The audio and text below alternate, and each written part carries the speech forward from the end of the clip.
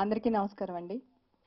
ఈరోజు ఈ మీడియా ముందుకొచ్చి నేను ఒక 4 మాటలు మాట్లాడదాం అనుకోవడానికి కారణం ఏంటంటే, చలపతి బాబాయ్ ఒక ప్రోగ్రాంలో, ఒక ఆడియో ఫంక్షన్లో అబ్యూయస్ వర్డ్స్ వాడాడు ఆడవాళ్ళ మీద అని.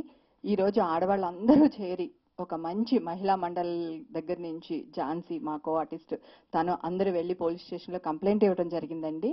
నిజంగా చలపతి బాబాయ్ చేసింది తప్పు. 100% నేను మీ అందరితో ఏకీభవిస్తున్నాను.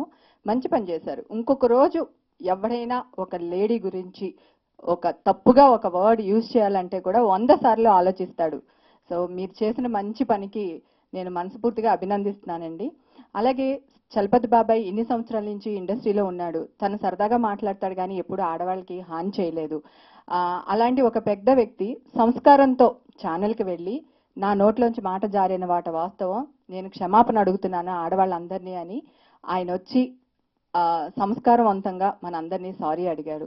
సో దాన్ని మీరు దృష్టిలో పెట్టుకొని దయచేసి ఈ కేసులు ఇవన్నీ విత్డ్రా చేసుకోవాలని మనస్ఫూర్తిగా కోరుకుంటున్నాను.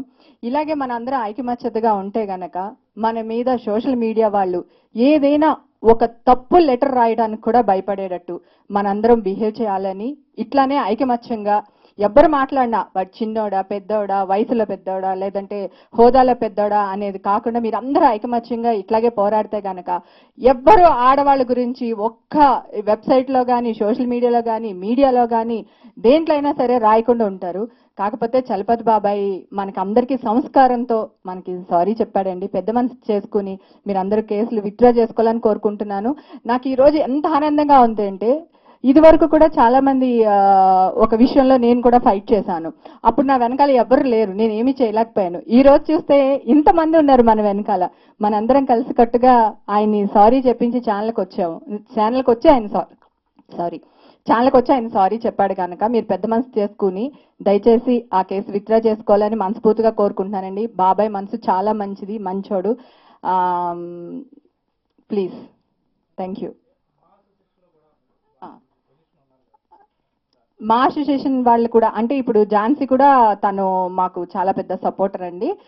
లేడీస్ తరపున చాలా ధైర్యంగా నేను ఎంత ముందుకు వెళ్తానో నాకంటే డబల్ సేవ చేయడానికి ఎప్పుడు ముందు ఉంటుంది. సో అలాంటిది ఇప్పుడు మా అసోసియేషన్ వాళ్ళు కూడా దిగొచ్చి ఈ రోజు వరకు అసోసియేషన్ వాళ్ళు ఏదో ఒక మీటింగ్ పెట్టి ఆడవాళ్ళు ఇలా అన్నారు అలా అన్నారు అనే దానికి ఏ రోజు ముందుకు రాలేదు. కానీ ఈ రోజు మా ప్రెసిడెంట్ గారు మా నరేష్ గారు ముందుకొచ్చి ఇక్కడి నుంచి ఎవరైనా సరే ఒక అబ్యూయస్ వర్డ్ ఏదైనా సరే తప్పుగా ఆడదాని గురించి ఒక బూత్ మాట మాట్లాడినా సరే సభ్యత్వం క్యాన్సిల్ చేస్తామని వాళ్ళు మీ సభాముఖంగా చెప్పడం జరిగింది. ఈ రోజు నేను చాలా పెద్ద అచీవ్మెంట్ చేసినంత హ్యాపీగా ఫీల్ అవుతున్నానండి. మనందరికీ కూడా మీరందరూ సపోర్ట్ చేయడం మాకు చాలా ఆనందంగా ఉంది. సో ఇక్కడి నుంచి మా వాళ్లే కాదు మీ వాళ్ళు కాదు ఎవరైనా సరే ఆడవాళ్ళ గురించి మాట్లాడేటప్పుడు 100 సార్లు ఆలోచించండి.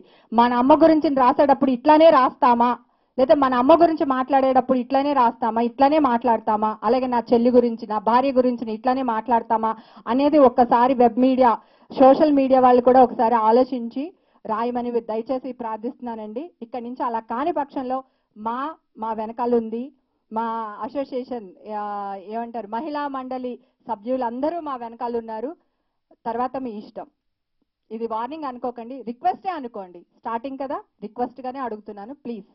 అలాగే ఎవ్వరు కూడా ఆడవాళ్ళ గురించి పిచ్చి పిచ్చి మాటలు మాట్లాడకండి. గతంలో చాలా జరిగినాయి, ఇక మీదటి జరగకుండా చూసుకోవాలని మనస్ఫూర్తిగా కోరుకుంటున్నాను. Thank you ladies. నాకు ఈవేళ ఒక పెద్ద అచీవ్మెంట్ చేసినట్టుగా ఉంది. నేనే ఒక ఆస్కర్ అవార్డు అయితే ఎలా ఉంటుంది, నేనే ఒక సీఎం అయిపోతే ఎలా ఉంటుంది అన్నంత ఆనందంగా ఉంది నాకు.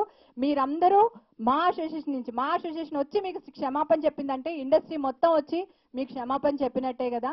సో దయచేసి పెద్ద మనసుతో బాబాయ్ మీద కేసు వాపస్ తీసుకోండి ప్లీజ్.